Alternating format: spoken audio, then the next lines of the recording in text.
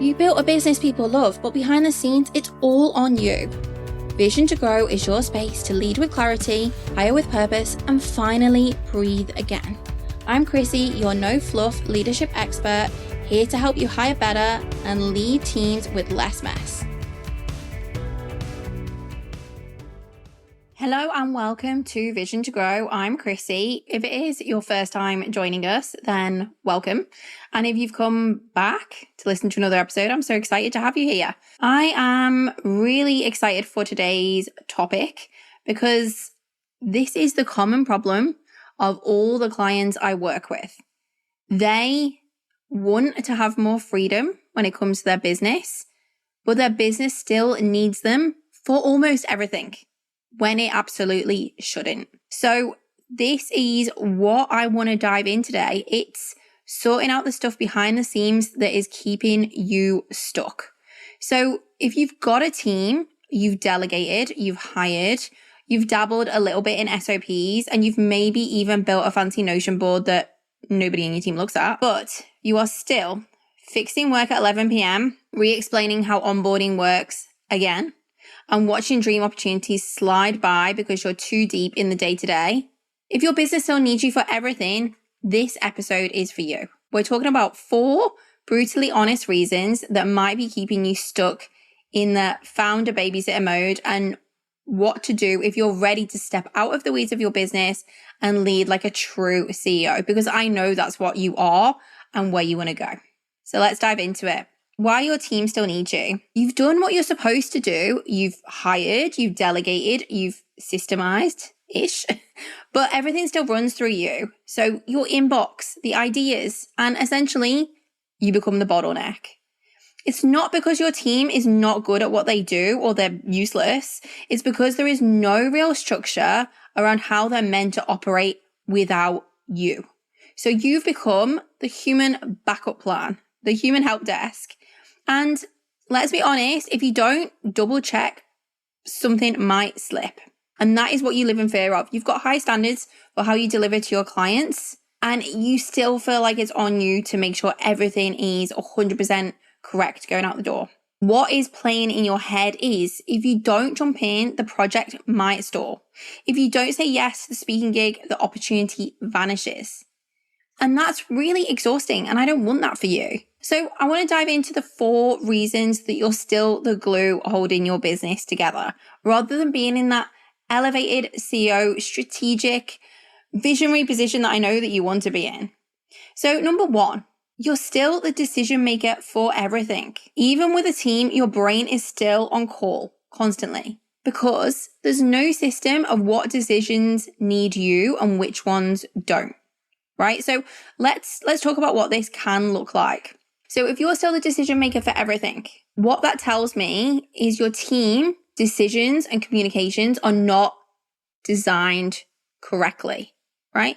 So when I work with clients, I first of all design their CEO role.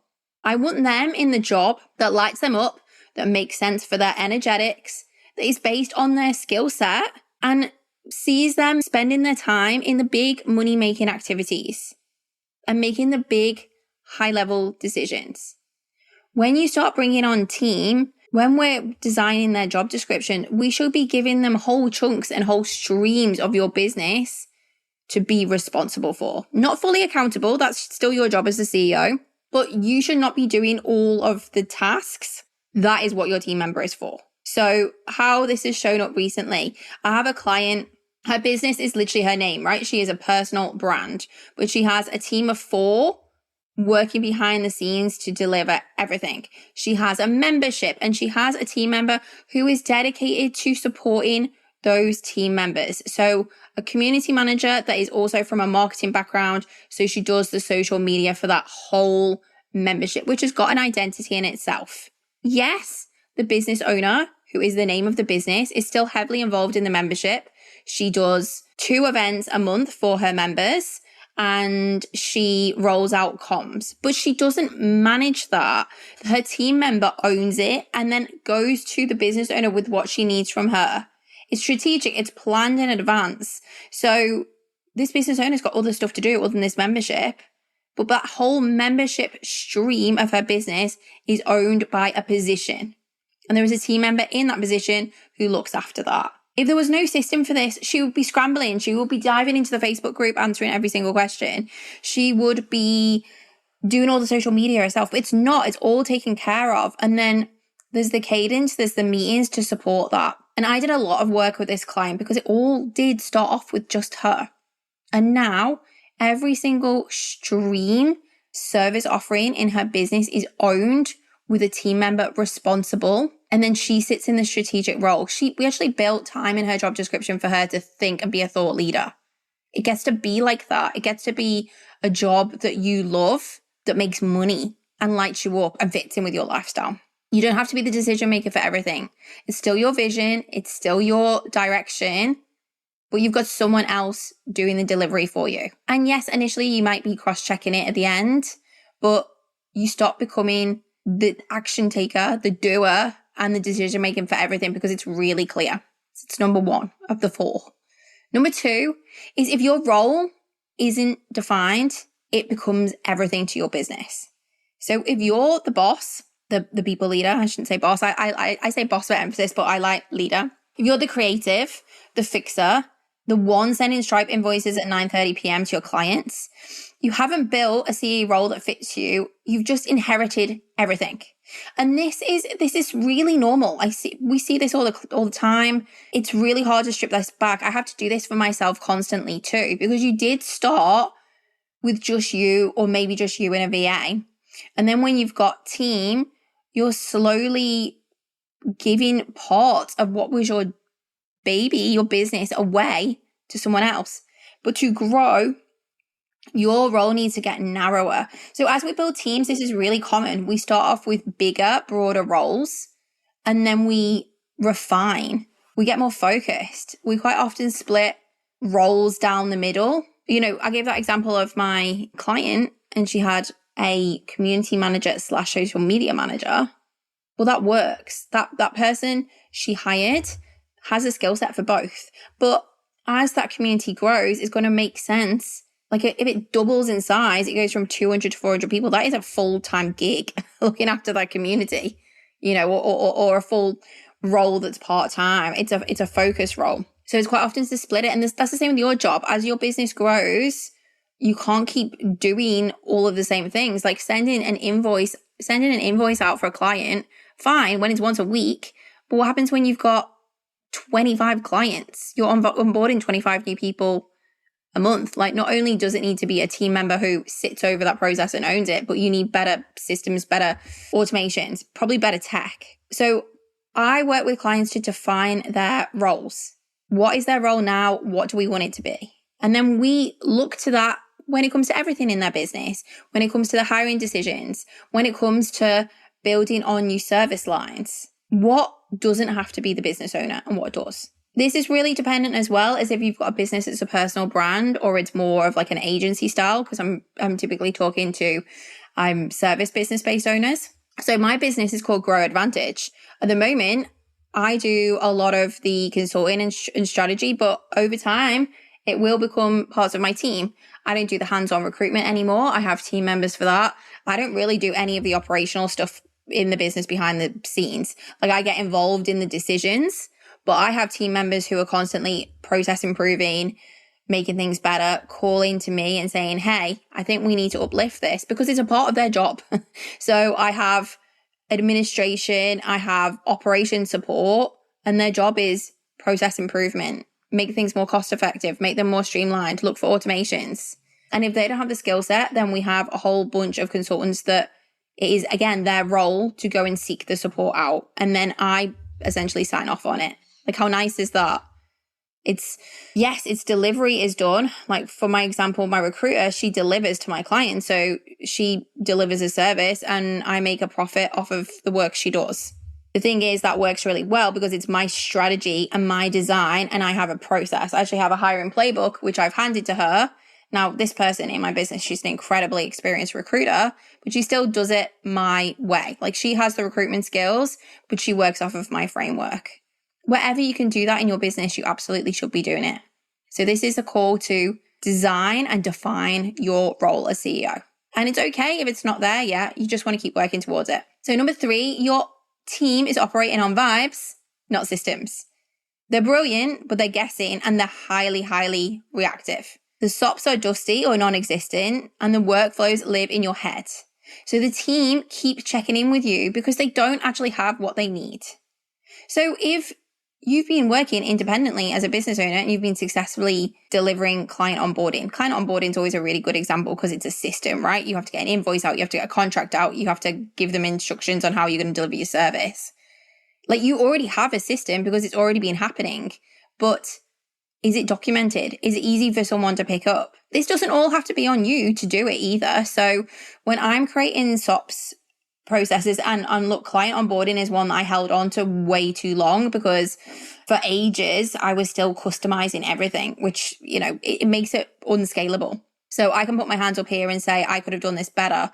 And my team member prized it out of my hands. She's like, why are you doing this? And we'd actually implemented a new technology that had like a contract proposal function, like a whole client onboarding technology. So she was like, Chrissy, we need to uplift this. What are you doing now? So even if you just document what you're doing now and it isn't ideal, that way you can get team members to help you or you can get experts to help you. If it's in your head and it's all on you, that can lose you money. Like you go with best of intentions to send out your client contract and your invoice, but you get really sick or something happens with the kids. If you've got other people who can do that, it's not all on you. And of course, your team is going to keep asking you questions because they have to in order to get work. You know, everyone's guilty of that. You just learn from it every time. You try and give stuff of yours away to help your team. So yes, your team's great. Yes, everyone asks questions. They're guessing, they're asking questions, but you need systems in place. And number 4, you've hired people, but you haven't actually built a team. So you've hired lots of incredible individuals, but you're not operating cohesively together as a unit. And without shared rhythms, without clarity, and without structure, you are going to stay stuck being the connective tissue holding the whole team together. So I love this piece. So it's really common, you know, in small business as we're new, we're like, great, we're going to hire an administration to help us with this. And then we're going to outsource to a social media manager. And then we're going to hire our first delivery person. And then we're going to hire our second delivery person, but they're both a bit different and they do slightly different things. And then we're going to hire an ops person to run the team, which is growing from 2 people to 5 people. But the problem is everyone's been hired as a person. Have you actually designed the team? Have you designed the position? Have you designed the reporting lines, who they talk to, how they communicate? What do the communication systems look like? I just did a whole episode on this last week on communication systems. When do you meet? How do you talk about shared clients that your different team members are servicing? You need the structure in place for this. And everything needs to not be dependent on you. Like when we role design, when we create organizational structures, we give those team members whole chunks of your business to own. And I want to be really clear, as the CEO of your business, you are still accountable for everything goes out the door, particularly if you are the name of the business, right? Like, so if your business is Chrissy L, mine is not, it's just Grow Advantage. But if it's got my name on it, I want to be really, really confident it's up to the standard. But what you don't have to be is responsible for doing all the work. It's your vision. It's your end destination. It's your goals.